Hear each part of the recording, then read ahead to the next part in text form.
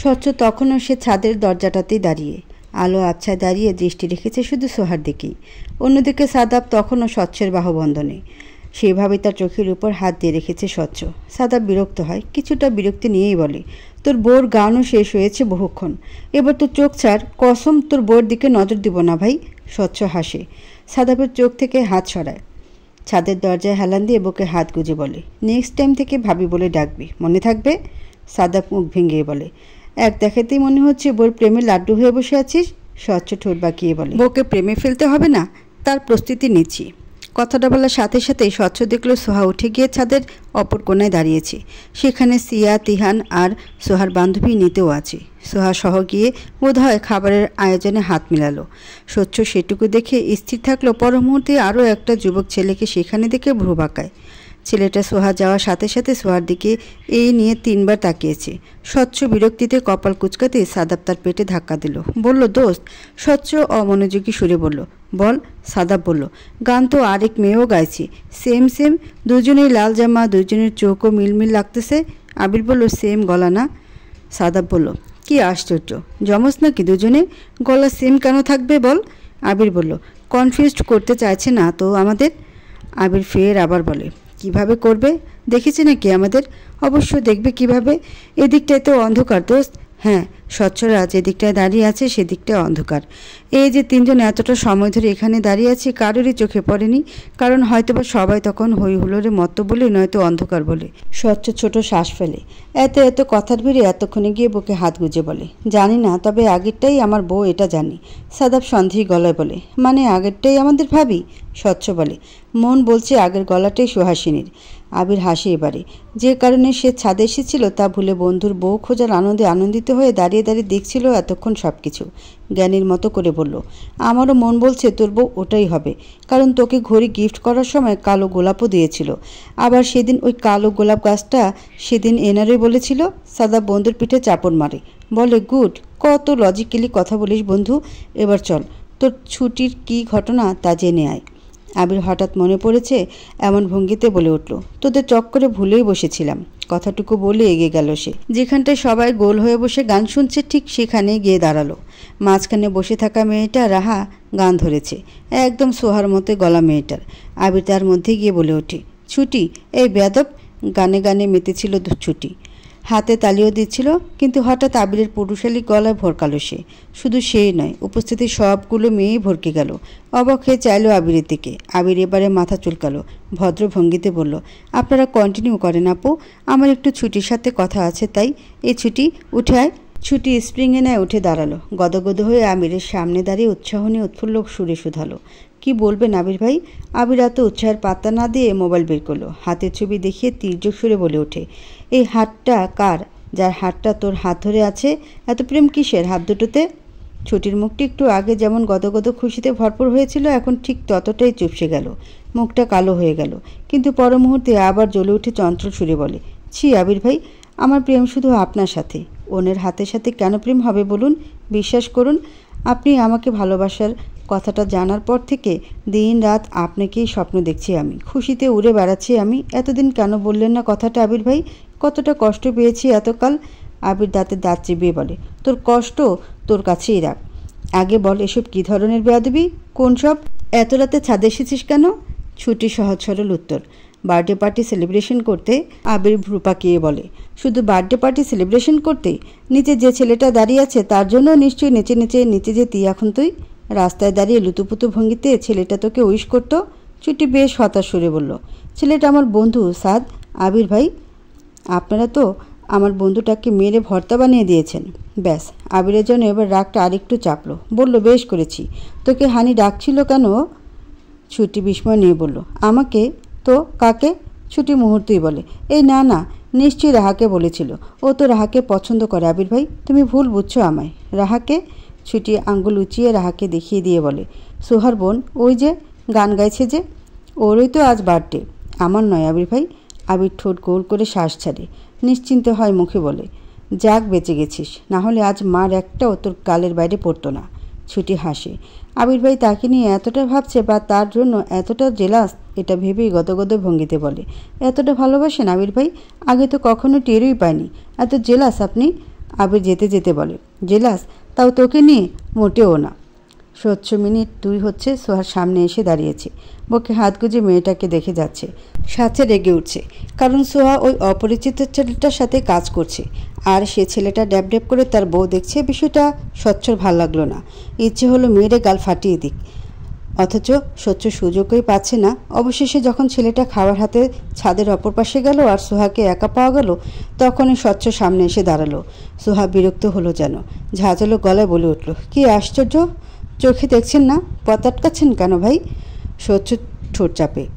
ছাদের কার্নিশেই দাঁড়ানো মেয়েটা দুপায়ে গিয়ে সোহার দুপাশ দিয়ে ছাদের রেলিংয়ের হাত রেখে বলে, কে ভাই? ভাই মনে হয় আমায়? সোহা বিরক্ত নিয়ে বলে, না, বোন মনে হচ্ছে। আসুন, আপনাকে মেকআপ করিয়ে দিই। স্বচ্ছ আহত গলায় বলে, এত ঝগড়ুটে কবে হয়ে গেলে সুহাসিনী? এত বেয়াদব তো আগে ছিলে না, দিন দিন দেখি ডেঞ্জারাস হয়ে উঠছ। সোহা শুকনো ঢোক গিলে, চিনে ফেললো নাকি? বুঝে ফেললো যে সে সুহাসিনী? কণ্ঠ কাঁপে তার, তবুও কাপা কণ্ঠে বলে উঠল, কে সুহাসিনী? স্বচ্ছ এই প্রথম সোহাকে ভরকে যেতে দেখে হেসে বলে, আসলেই তো, কে সুহাসিনী? সোহা এবারে বুঝতে দেয় না। কথা এড়িয়ে প্রসঙ্গ পাল্টানোর জন্য দ্রুত বলে ওঠে, মজা নিচ্ছেন নাকি ভাই? পথ ছাড়ুন, দ্রুত পথ ছাড়ুন, যেতে হবে আমায়। এভাবে আটকে রেখেছেন হাত একটা মেয়েকে, লজ্জা হচ্ছে না? তোমাকে দেখার পর থেকে তো নির্লজ্জ হতে মন চাইছে সুহাসিনী। সোহা আবার বিরক্ত হয়েছে, এমন করে তাকায়, বলে, কী সব আবল তাবল বকছে? মেরে মুখ ফাটিয়ে দেব, যেতে দিন বলছি। থেকে যাও আজ। সোহা এবারে হালকা রাগান্বিত শরীর বলে, মার খাবেন? স্বচ্ছ হেসে বলে, তোমার রাগ আগেও দেখেছি, বিরক্ত লাগলো। ভাবতাম এ বেয়াদব মেয়ে কোথায় থেকে উদয় হলো, কিন্তু আজ এই রাগটাও ভালো লাগছে আমার। মিশ্র এক অনুভূতি বইছে। কারণ কি বলো তো সুহাসিনী? সোহা বুড়ো বাঁকিয়ে বলে এবারে, একা মেয়ে পেয়ে ফ্ল্যাট করছেন? কি মনে হয়? সোহার হৃদস্পন্দন বাড়ছে। এতটা কাছে প্রিয় পুরুষ, তার উপর নিজে যে ধরা পড়ে গেছে, এই বিষয়টা পরিষ্কার। বুকের ভিতর অন্যরকম অনুভূতি হচ্ছে, অথচ সে স্বপ্নেও ভাবেনি এতটা সহজে যে স্বচ্ছর সামনে ধরা পড়ে যাবে, এতটা সহজে সে ধরা দিয়ে দিবে। সোহা নিজের ভেতরের অনুভূতিটাকে লুকিয়ে গিয়ে দাঁতে দাঁত চেপে শুধায়, পথ ছাড়ুন বলছি। স্বচ্ছ ছাড়ল না, বরং ঠোঁট বাঁকিয়ে হেসে বলে, ইচ্ছে হচ্ছে না কেন জানি। কথাটা বলি পাশে থাকা সাদা গোলাপ গাছটা থেকে একটা গোলাপ ছিল। পর মুহূর্তে গোলাপটা সোহার কানে গুজিয়ে দিয়ে বলে, বাহ, সুন্দর তো। রক্তিম সুন্দরীর সাথে সাদা গোলাপ মানিয়েছে। সোহার সহ্য হলো না এসব। মনে হলো যেন এসব স্বচ্ছর কোনো চাল, হয়তো তাকে দুর্বল করতে চাইছে, স্বচ্ছ প্রেমে ফেলতে চাইছে। বিষয়টা মনে উঠতেই রাগে থিতিয়ে ওঠে মন। কানে গুজে দেওয়া গোলাপটা এক মুহূর্তে ছুঁড়ে ফেলে ছাদের এক কোনায়, বলে, ভালো ভালো বলছি সরে দাঁড়া, না হলে মেরে দেব কিন্তু। স্বচ্ছ বুকে হাত দিয়ে বলে, গোলাপটা ছুঁড়ে দিয়ে তো হৃদয়ে আঘাত দিয়ে দিলে, তাও মারো প্লিজ, যদি পারো আমার বন্ধন মুক্ত হতে। সোহার তীর্যক চাহনিতে তাকায়, দুই হাতে ইচ্ছে মতো আঘাত চালা স্বচ্ছর বুকে। শেষ মুহূর্তে ঘাড় বরাবর বসল এক ঘুষি, অথচ কাজ হলো না। স্বচ্ছ নড়ল না, বরং হেসে বলল, পারলে? যাই হোক, এখন বলো ও কেন তোমার দিকে চাইছে? ততক্ষণে ছেলেটা আর তিহান খাবার সার্ভ করে আবার এদিকে ফিরে আসছে। স্বচ্ছ ওকে দেখে উপরোক্ত কথাটা বলে। সোহা তাকায় ছেলেটার দিকে। এটা তিহানের খালাতো ভাই, 2-1 মাস পর পর এখানে আসে। গত 2 বছর যাবৎ তাকে পছন্দ করে আসছে।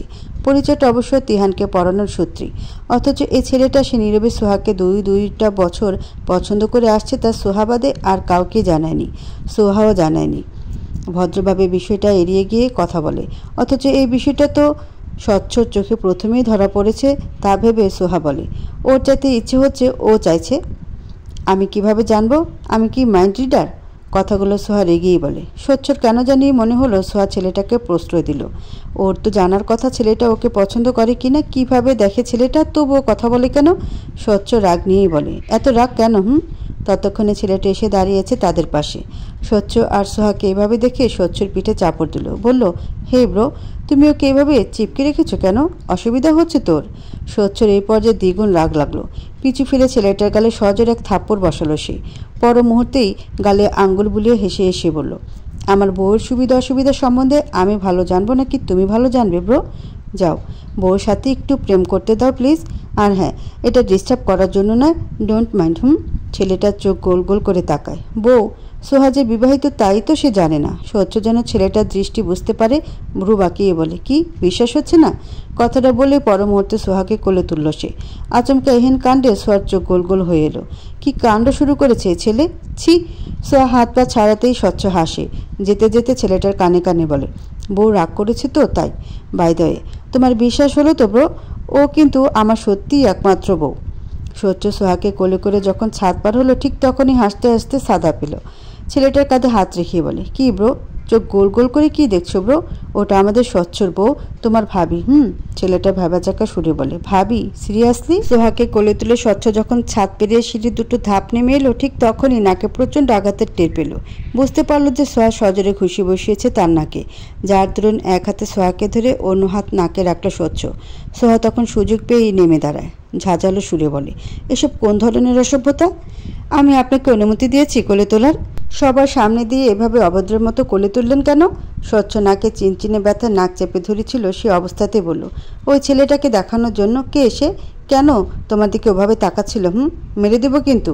সোহাও গা জ্বালিয়ে দিতে উত্তরে বলল, প্রেমিক হয় তাই বোনের জন্মদিন উপলক্ষে ইনভাইট করেছি, সমস্যা? স্বচ্ছ এবারে নাক ছেড়ে সোহার দিকে তাকায়, দৃষ্টিতে শীতল রাগ মিশিয়ে দাঁতে দাঁত চাপে। এক হাতে সোহার ডান হাতটা চেপে ধরে ক্ষোভ নিয়ে উত্তর দেয়, অবশ্যই সমস্যা। একজনের বউ হয়ে অন্যজনকে প্রেমিক বলছো? কোন আক্কেলে? ইচ্ছে হচ্ছে তোমার গালে একটা থাপ্পড় বসে সুহাসিনী। সোহা ঠোঁট এলিয়ে তাচ্ছিলের হাসি হাসে, পর মুহূর্তে ভ্রু কুঁচকে বলে, তো 4 বছর এই বউ বউ করাটা কোথায় ছিল অস্বচ্ছ সাহেব? আর হঠাৎ করেই এই বউয়ের প্রতি সচেতনতাটাই বেড়ে গেল কেন? জাস্ট কয়েকটা হাতের ছবিতেই। স্বচ্ছ ভাবে, আসলেই তো এতকাল তো সে বউ বউ করেনি, এমনকি এতকাল তো সে বউ নিয়ে সিরিয়াসও ছিল না, শুধু জানতো মেয়েটাকে সে হারিয়েছিল, জেদ রেখেছিল। তারপর তারপর বিয়ের এত বছর পর হুট করে বউ বউ করে মরছে কেন সে? এই মেয়ে লাস্ট 2 মাসে তাকে কি করলো যে এখন বউর সাথে অন্য কাউকে সহ্য করতে পারছে না? এটাও কি শুধু তার ইগো? স্বচ্ছ বুঝে ওঠে না যেন, বলে, ওই হাতের ছবি পাঠিয়েই তো কি এক জ্বালায় ফাঁসিয়ে দিলে। এতকাল তো আমি বউ বউ বলে পাগল হনি, এখনই হচ্ছি। কাহিনী কি? কি করেছো বলো তো? সোহা বিরক্ত হয়ে তাকায়, প্রশ্ন ছুড়েছে সে। কোথায় উত্তর দেবে উল্টো তাকিয়ে আবার জিজ্ঞেস করছে। সোহা স্বচ্ছর চেপে ধরা হাতটা ছাড়িয়ে নিতে নিতে বলে, জোর করে অধিকার খাটাতে আসবেন না, হাত ছেড়ে দিন।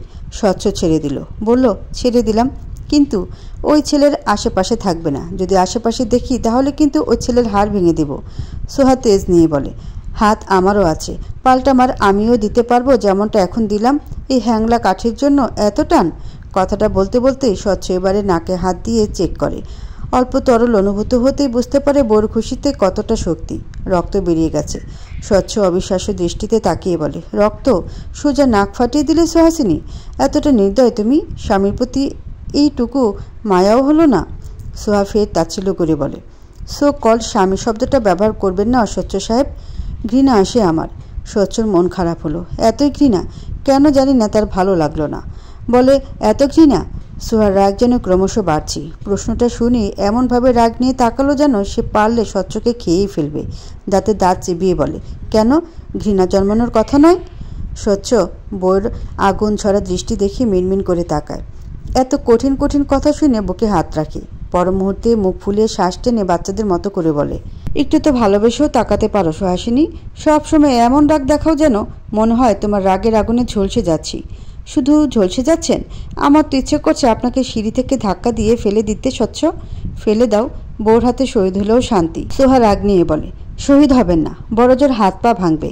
ভাঙুক, তুমি তো আছো সেবা করার জন্য। রাগে সোহার নাক ফুলছে।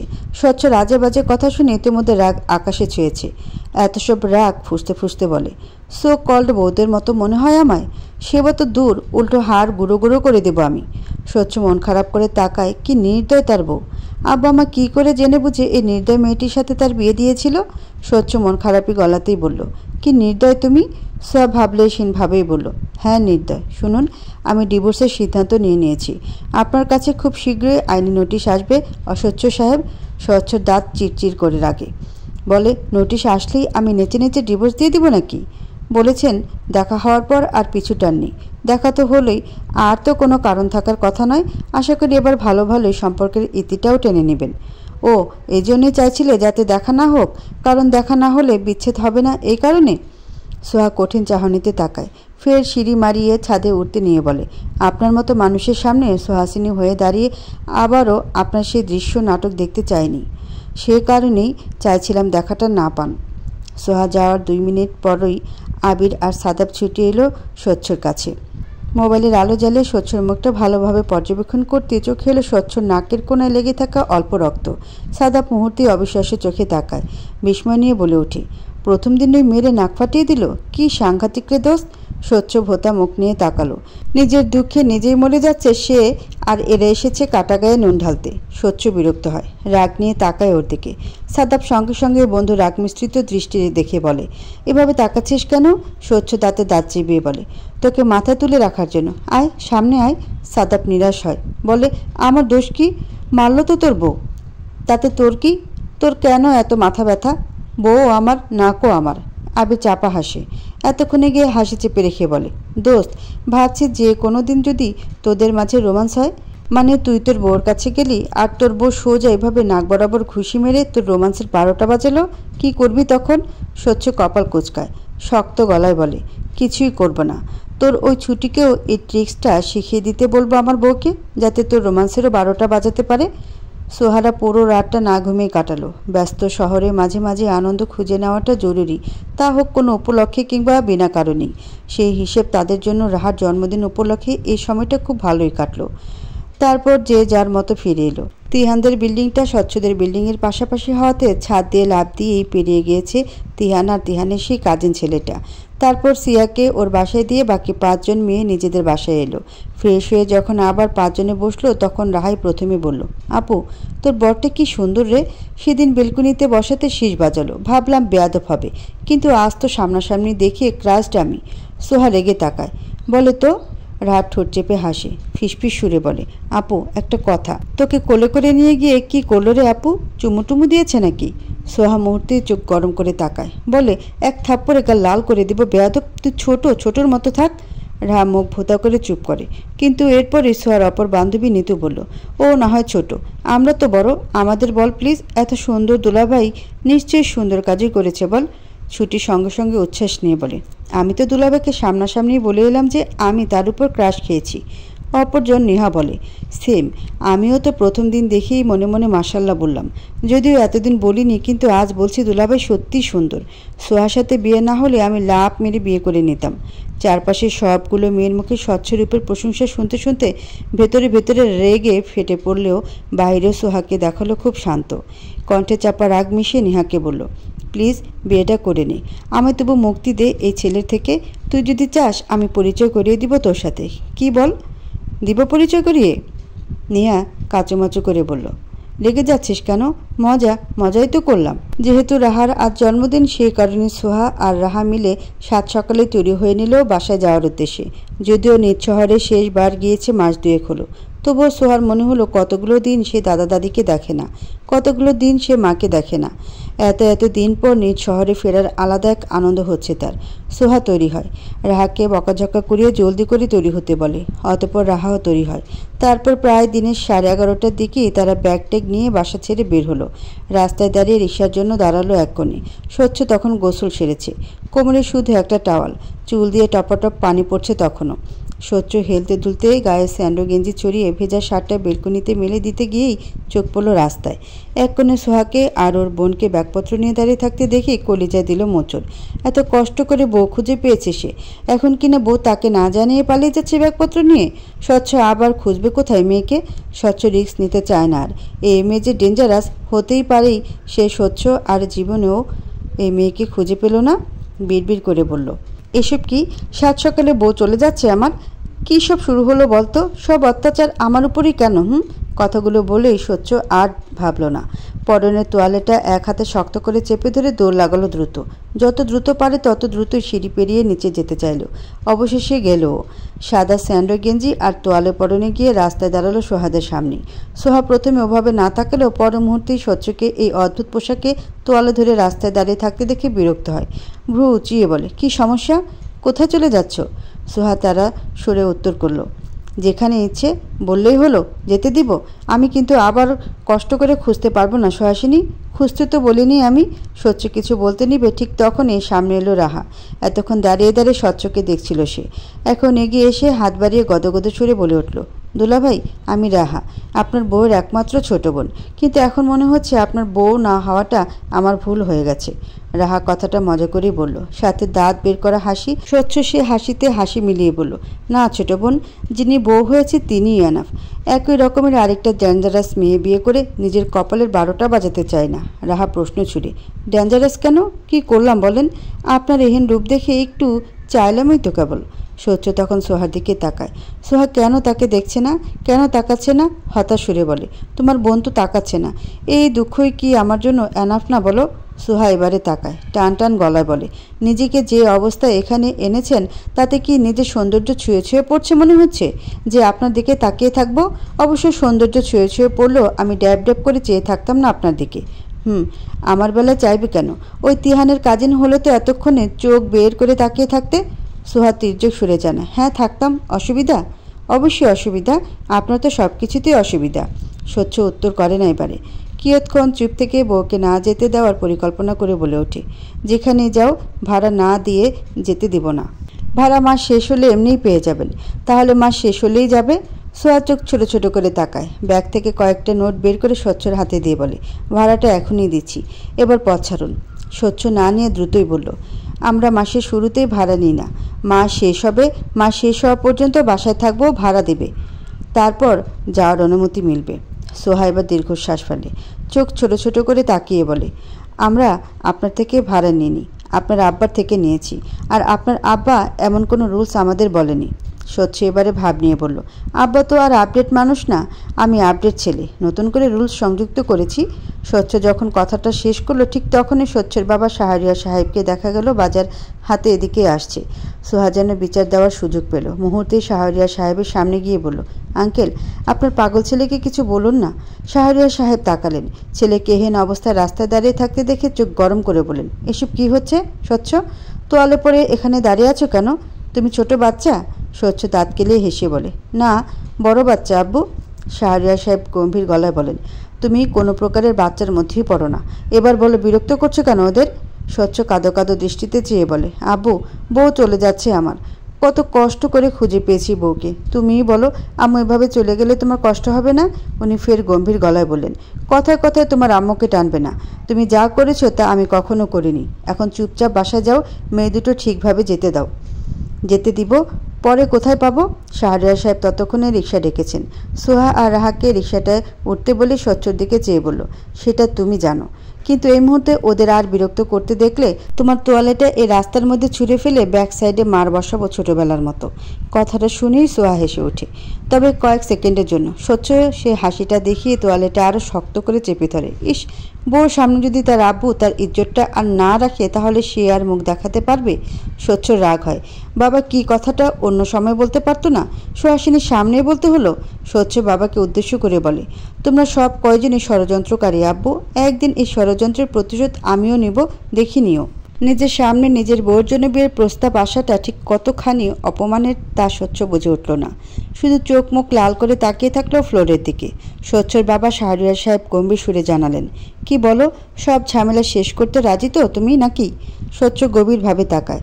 সোহা বিবাহিত এটা জানার পরপরই তিহানের সেই কাজিন তার বাবা মাকে নিজের আশাভঙ্গের কথা জানালো। অতঃপর তার বাবা মা খোঁজ নিয়ে জানলো যে সোহা আর স্বচ্ছের নামমাত্রই বিয়ে হয়েছিল, এছাড়া আর কোনো সম্পর্কই নেই। এমনকি বিয়ের সম্পর্কটাও খুব তাড়াতাড়ি বিচ্ছেদে পরিণত হবে। ব্যাস, ওনারা যেন সুযোগ পেয়ে বসলেন। হুড়মুড় করে স্বচ্ছের বাবা মার কাছে সোহার বিয়ের প্রস্তাব নিয়ে এলেন। স্বচ্ছ তা দেখে দাঁতে দাঁত চেপে বলে, কিসের ঝামেলা আব্বু? বিয়ে হয়েছে, বউ চাইছি, এসব তোমার কাছে ঝামেলা মনে হলো আব্বু? শাহরিয়ার সাহেব গম্ভীর গলা জানায়, সোহার পরিবার চায় না ও তোমার সাথে সংসার করুক, শুধু ওর আম্মুর একটু মত আছে, নয়তো ওর দাদা দাদি তোমার নামই শুনতে পারে না। আমাদের খুব বড় বড় কথা বলার মুখও তুমি রাখুনি স্বচ্ছ, কাজে কি করতে পারি? ওনারা চাচ্ছেন অন্যত্র বিয়ে দিতে। তার মানে তিহানের খালাতো ভাই রিফাতও দারুণ একটা ছেলে, নিঃসন্দেহে সোহার সাথে ওর খুব ভালো মানাবে। স্বচ্ছ কপাল কুঁচকে বলে, ছি আব্বু, তুমি বাপ হয়ে ছেলের সামনে ছেলের বউকে অন্য কারোর সাথে ভালো মানাবে এটা বলছো? ছি। শাহরিয়ার সাহেব শান্ত সুরে বললেন, তুমি সত্যি এবার সিরিয়াস? সত্যি সোহাকে নিয়ে ভাবছো তুমি, নাকি এটাও তোমার হেয়ালিপনা? তোমার কি মনে হয় আব্বু? কিছুই মনে হচ্ছে না। তুমি মনে হওয়ার মতো কোনো রাস্তাই রাখোনি। স্বচ্ছ রেগে নিজের রুমে চলে যায়। এবারে রুমে এসে রাগ হাঁসফাঁস করতে করতে সাদাবকে শুধায়, তুই বল, ওই ছেলের কি মেরে হাত পা ভেঙে দেওয়া উচিত? সাদাব বন্ধুকে আর একটু প্রশ্রয় দিয়ে গদগদ সুরে বলে ওঠে, অবশ্যই বন্ধু, সাথে মাথাও ফাটানো উচিত। স্বচ্ছর হাতে একটা খাম, 2 ঘন্টা আগে পেয়েছে সেই খাম। ভেতরের কাগজটা পড়ে যা বুঝলো এটা ডিভোর্সের নোটিশ। স্বচ্ছর চোয়াল শক্ত হয়। কালো বিয়ের জন্য প্রস্তাব এলো ওই তিহানের কাজিনের থেকে, আর আজ কিনা ডিভোর্সের নোটিশ। স্বচ্ছ মেনে নিবে? রাগে হুড়মুড় করতে করতে গেল তিহানের সেই কাজিনটার কাছে। তাতে দাঁত চেপে প্রথমে 2টো দানবীয় চর বসালো ছেলেটার গালে, পরপর ইচ্ছে মতো মার দিল। আকস্মিক আক্রমণে বোধহয় ছেলেটা হতবম্ব, অথচ স্বচ্ছর খেয়াল নেই। রাগ নিয়ন্ত্রণ করতে না পেরে কোথা থেকে একটা স্ট্যাম্প খুঁজে এনে ও মারল। তারপর বোধহয় রাগ মিটল। অনেকটা সময় পর ছেলেটার কলার টেনে শাসিয়ে বলল, অন্যের বউকে বিয়ে করার সাহস করবি না, মনে থাকবে? না হলে কিন্তু পরিণতি আরও খারাপ হবে। কথাগুলো বলে স্বচ্ছ ফের বাসায় এলো। রাগে হাঁসফাঁস করছে সে, শরীর ঘামছে। অতঃপর অনেকটা সময় পর নিজেকে শান্ত করে কল লাগালো সোহাকে। এক নাগারে অনেকগুলো কল দিয়ে যখন রিসিভড হলো তখন গম্ভীর গলায় বলল, একটা খাম এসেছে সোহাসিনী। তো পড়েছেন খামের ভেতরে থাকা কাগজ? স্বচ্ছ দাঁতের দাঁত চেপে জানায়, আমার এখন রাগ হচ্ছে। এত দূর যাওয়া বোধ হয় তোমার উচিত হয়নি। আমাকে ডিভোর্স দেওয়ার সাহস দেখাচ্ছ সোহাসিনী? সোহা বাঁকা সুরে বলে, আপনি কোথাকার কোন মহারাজা অসহ্য সাহেব যে আপনাকে ডিভোর্স দেওয়ার সাহস দেখাতে পারবো না? স্বচ্ছ ঠোঁট বাঁকিয়ে বলে, ওয়েট, জাস্ট ওয়েট সোহাসিনী, তোমার মনের মহারাজা হয়ে দেখাবো। নিজেকে কি ভাবেন? এতটা আস্থা কেন নিজের প্রতি? কারণ আমি। সোহা হাসে, তাচ্ছিলের হাসি, বলে, আর আমি খুবই সস্তা, খুবই মূল্যহীন, তাই না?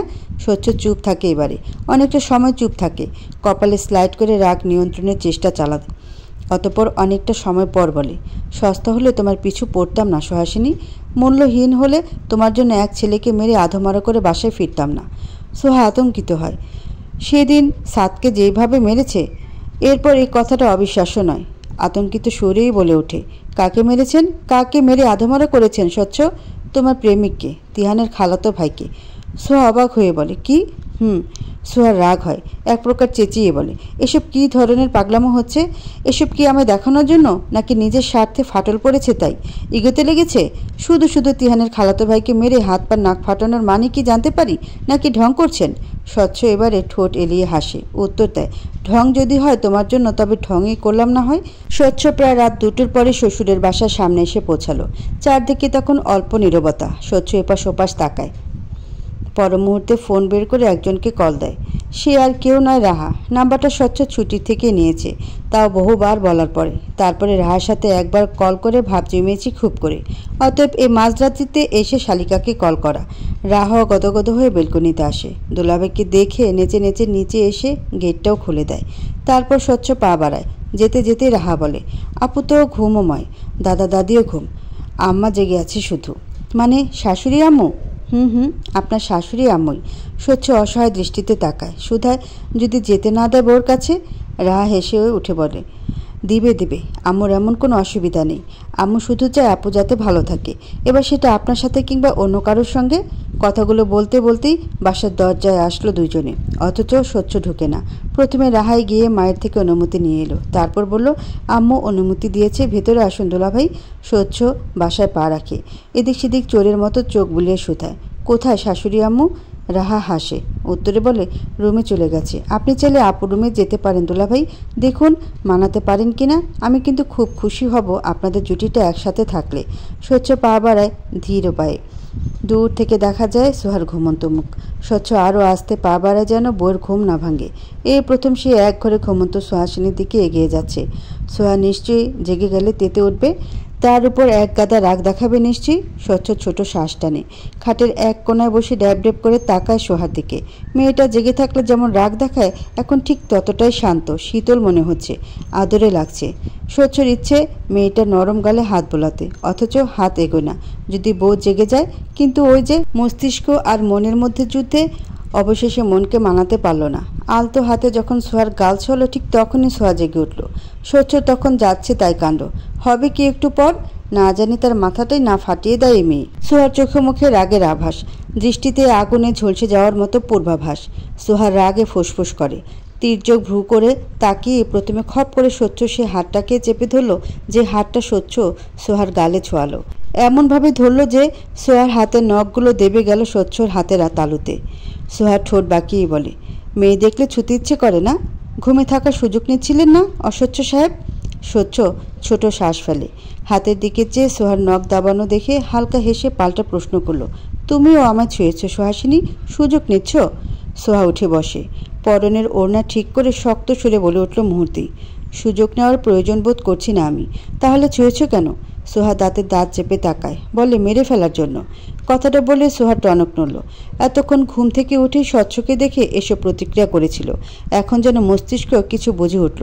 বিভ্রান্ত সুরে বলে উঠল সঙ্গে সঙ্গে, 1 মিনিট, আমার রুমে ঢোকার অনুমতি দিয়েছে কে আপনাকে? আমার রুমে ঢোকার সাহস হলো কি করে আপনার?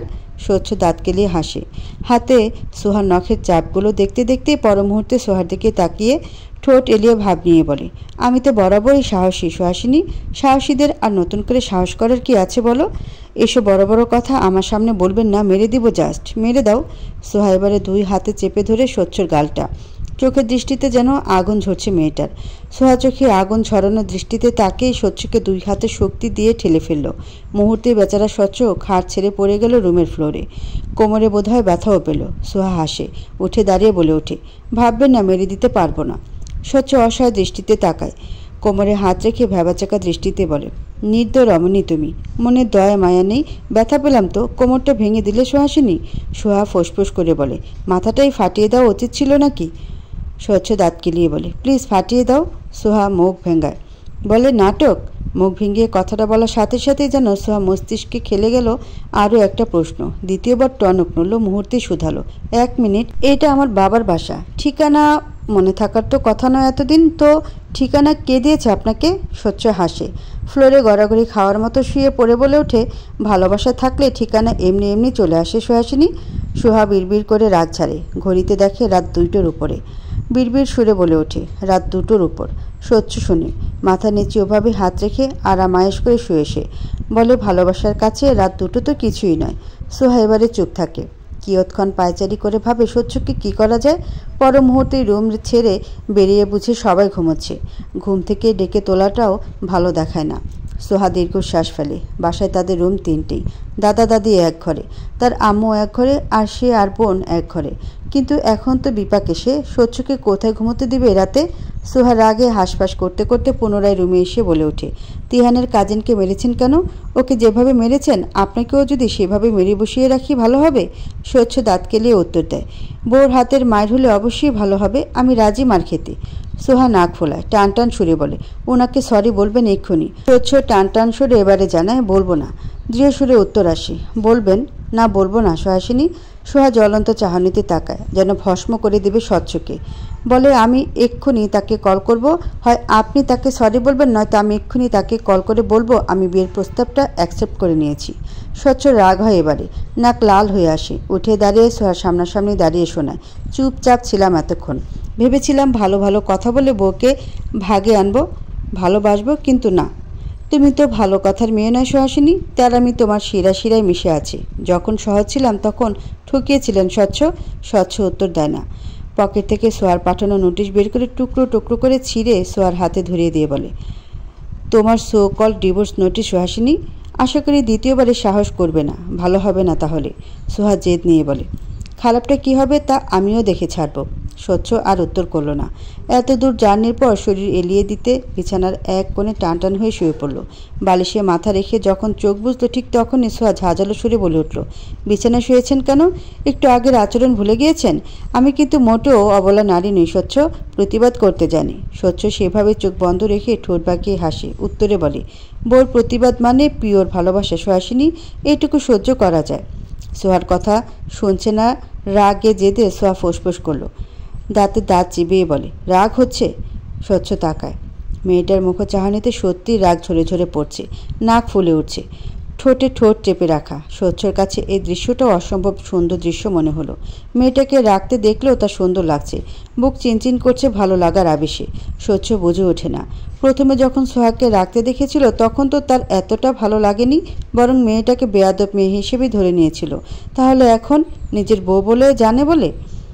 স্বচ্ছ বুঝে না, হেসে বলে, রাগলেও তোমাকে সুন্দর দেখতে লাগে। বুঝে উঠছি না এটাই কি প্রেম প্রেম অনুভূতি? আপনার মাথা। কথাটা দাঁতে দাঁত চিপে বলে সোহা আবার বোঝানোর ন্যায় করে বলে ওঠে, স্বচ্ছ বিছানা ছেড়ে নামুন।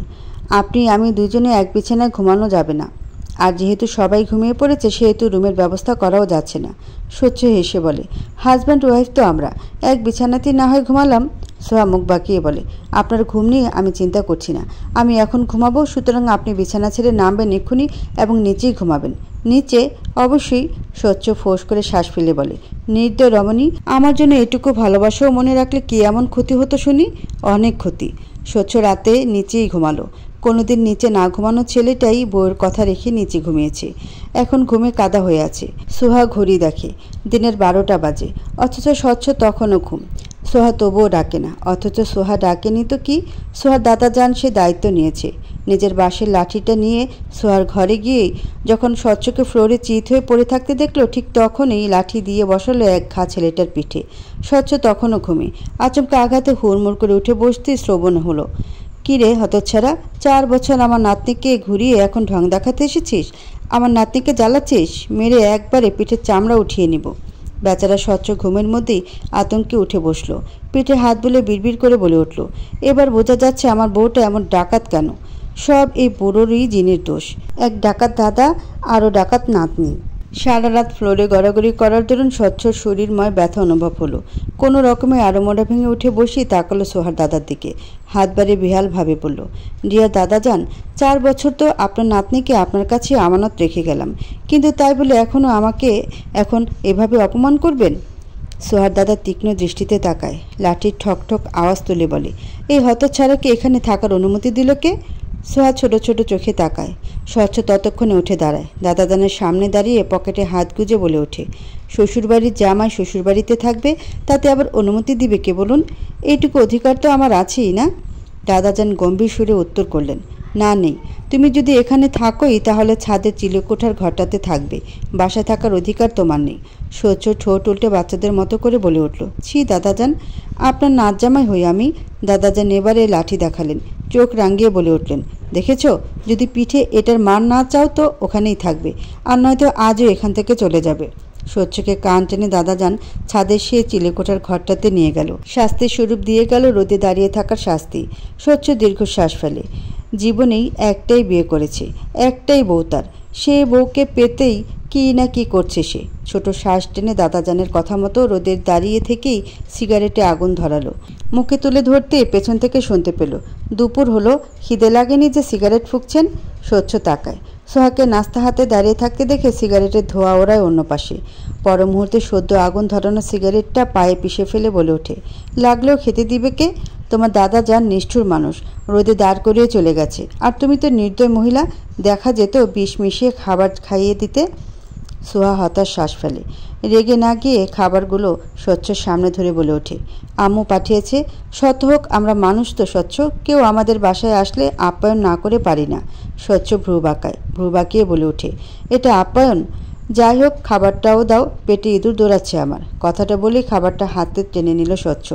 2 পা বাড়িয়ে চিলেকোঠার ঘরটায় যেতেই দেখলো ময়লা হয়ে আছে, ধুলোবালিতে তার অ্যালার্জি, মোট কথা তার থাকার যোগ্য নয়। তবুও স্বচ্ছ একটা গাছের টুল টেনে নিয়ে বসলো, খেতে লাগলো। সোহা তা দেখলো, স্বচ্ছকে এমন বেমানান পরিবেশে দেখে নরম সুরে বলল, স্বচ্ছ চলে যান এখান থেকে। দাদা যান খুব একটা সহজ মানুষ নন, জ্বালিয়ে মারবে আপনাকে। একটা নামমাত্র সম্পর্কের জন্য জ্বলে তো লাভ নেই বলুন। তোমার দাদা যান তোমাকে আমার হাতে না তুলে দেওয়া অবধি যাব না, কখনোই তুলে দিবে না, আর তুলে দিলেও আমি কখনো আপনার হব না স্বচ্ছ, কখনোই না। এখনও মনের মধ্যে আপনার জন্য ঘৃণা পুষি। স্বচ্ছ তাকায় বাঁকা চাহনিতে, ভ্রু নাচিয়ে বলে ওঠে, কোনোদিন ভালোবাসতে চাইবে না তো? সোহা তৎক্ষণাৎ বলে, জীবনেও না। কথাটা বলে দ্রুত পা চালাতে নিতেই উষ্টা খেয়ে পড়তে নিল সোহা। স্বচ্ছ মুহূর্তে হাতের থালাটা রেখে সোহার হাত টেনে ধরল, বলল, পড়লে তো ব্যথা পেতে। সোহার তেরা গলা, পেলে পেতাম। স্বচ্ছ হাসে, নিচে বসে সোহার পায়ে হাত রাখে, তারপর উষ্টা খাওয়া বুড়ো আঙুলটাতে হাত বুলিয়ে বলে, ব্যথা লাগলো বেশি? আমি যখন বিরক্ত করব তখন মারতে হবে তো আমায়। ব্যথা পেলে মারবে কিভাবে? সোহা ফোঁস শ্বাস টানে, মুহূর্তে পাটা সরিয়ে নিয়ে বলে, না বলে পায়ে হাত দেবেন না কখনো। কথাটা বলেই সোহা বেরিয়ে যায়। স্বচ্ছ দীর্ঘশ্বাস ফেলে, চোখ বুজে বিড়বিড় করে বলে, সোহাসিনী, যদি পায়ে হাত দিয়ে ভালোবাসা প্রার্থনা চাই তবুও কি ফিরিয়েই দিবে? স্বচ্ছ বিকালেও সিগারেট ফুঁকতে ব্যস্ত ছাদে বসে। রুমটা মোটামুটি থাকার মতো করে পরিষ্কার করেছে, কিন্তু ওই যে ধুলোবালিতে তার অ্যালার্জি, তার দরুন একটু পরপর হাঁচি কাশি দিচ্ছে সে, সাথে সিগারেট। ঠিক সেই মুহূর্তেই ছাদে এলো সম্মানীয় দাদাজান। স্বচ্ছ তা দেখিয়ে চিলেকোঠার একটা ভাঙা চেয়ার এগিয়ে দিলেন। সেইভাবে দাদাজানের সামনে সিগারেটের ধোঁয়া উড়িয়ে বলল, দাদাজান, আপনার নাতনিকে পেতে হলে কি করা উচিত আমার? সাজেশন দিন কিছু। দাদাজান কঠিন মুখচাহনিতে তাকালেন। রাগে মুখ লাল হয়ে উঠেছে ওনার। বেয়াদব ছেলে তার সামনে সিগারেট টানছে। রেগে বললেন, আমাকে কি বন্ধু লাগছে তোমার? স্বচ্ছ হাসে, মজা করে বলে, একদমই না। আমার মনে হচ্ছে আমি আপনার নাতনির প্রেমে পড়ে গিয়েছি। কি একটা বাজে অনুভূতি টের পাচ্ছি। সে অন্য কারোর হয়ে যাবে ভাবলেই দম বন্ধ লাগছে, রাগ লাগছে। এসব বললে কি আমি গলে যাব তোমার প্রতি? চুল আমার এমনি এমনি পাকেনি। আজকাল সত্যি কথার দাম নেই। কি এক আজব পৃথিবী। 4 বছর আগে যখন ভণ্ডামি করলাম তখন আপনার নাতনি গলে জল হয়ে গেল। এবার যখন সত্যি সত্যি বেহায়াপনা দেখাচ্ছি তখন আপনার নাতনি আমার ধারে কাছে ঘেঁষতে দিচ্ছে না। দাদাজান কঠিন সুরে বললেন, আমার নাতনিকে আমি অন্যত্র বিয়ে দেব, তোমার সাথে সংসার করতে দেব না। বেয়াদব, পারবেন? দাদাজান কপাল কুঁচকালেন, কঠিন চাহনিতে তাকিয়ে প্রশ্ন ছুড়ে, আমার ক্ষমতা নিয়ে প্রশ্ন করছো তুমি? স্বচ্ছ হেসে বলে, না, শুধু এইটুকু বলে রাখছি যে আমার বউকে অন্য কারোর সাথে বিয়ে দেওয়ার সাহস আপনি করতে পারবেন না, ভালো হবে না। দাদাজান রাগে থমথমে হয়ে বলে, কতটুকু বয়স তোমার? ভালো খারাপ শেখাচ্ছ আমায়? আপনি আর আপনার নাতনি দুইজনই সেম। বলুন আপনাকে কিভাবে পটানো যায়? আমি নিশ্চিত আপনাকে পটাতে পারলে আপনার নাতনিকেও পটাতে পারবো আমি। দাদাজান রাগ সামলাতে পারলেন না যেন। দাঁতে দাঁত চিবিয়ে বলে উঠলেন, মেয়েরে মুখ ভেঙে দিব বেয়াদব ছেলে। স্বচ্ছ চিলেকোঠার ঘরে নিচে বিছানা করেছে।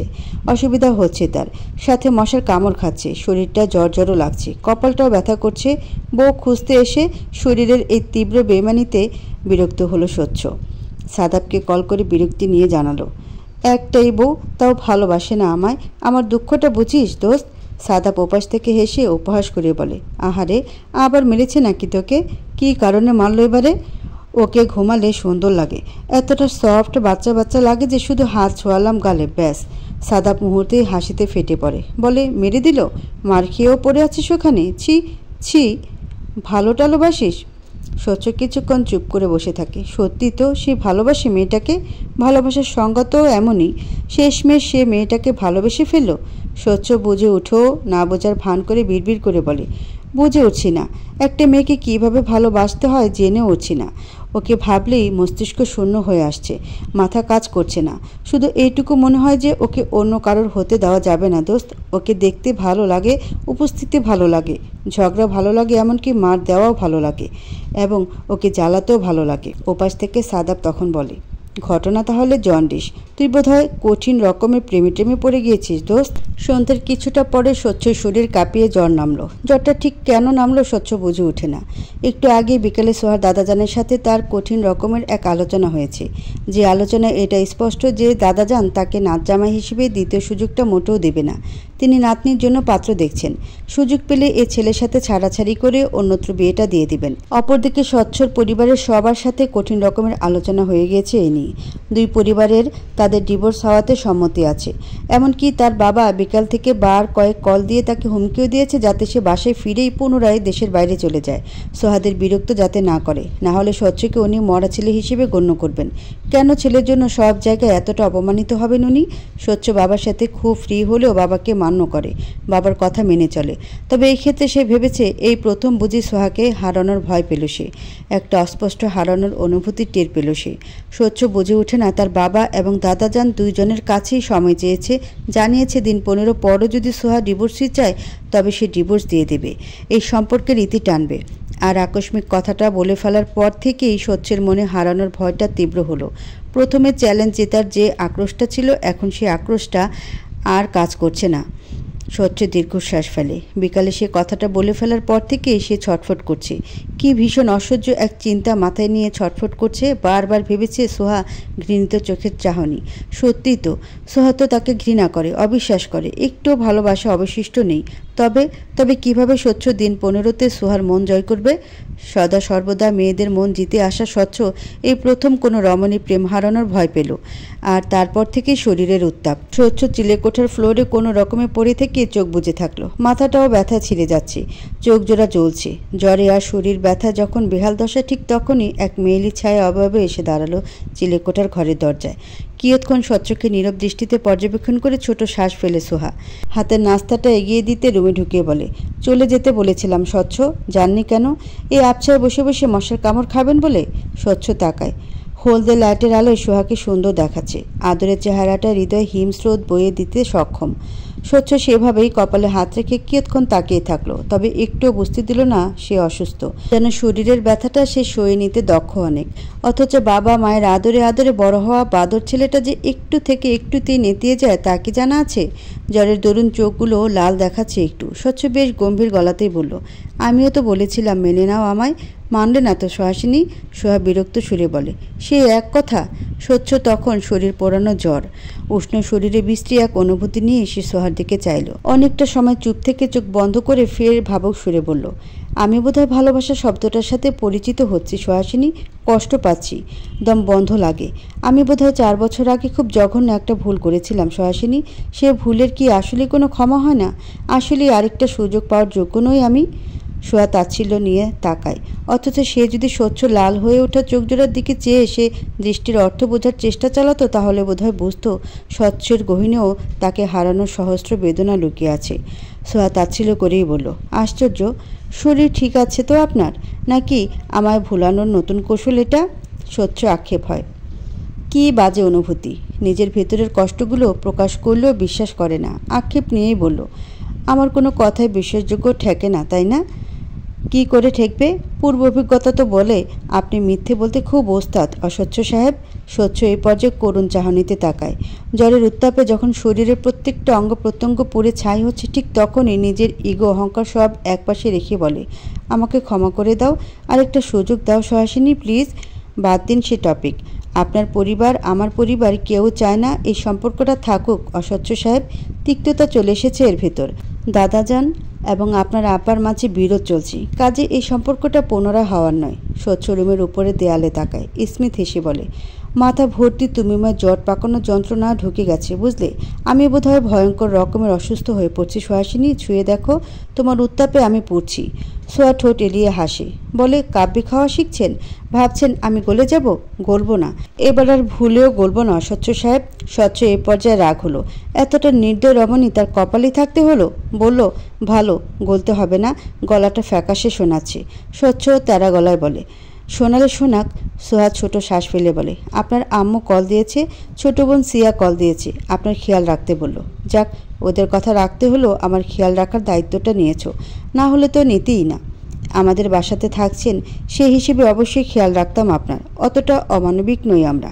স্বচ্ছ চুপ থাকে। তারপর অনেকটা সময় পর বলে ওঠে, তোমার দাদা যান আমার সাথে খেলা নেমেছেন, তুমি বলো, এই খেলায় কাকে বিজয়ী করার ইচ্ছে তোমার? যাকেই হোক, আপনাকে নয়।